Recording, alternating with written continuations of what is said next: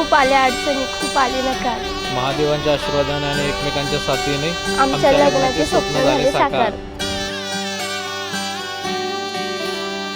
रीत है ये प्रीत की अंगने तेरे आ गई, चौखट लांग कर ऐसी बेला आ गई।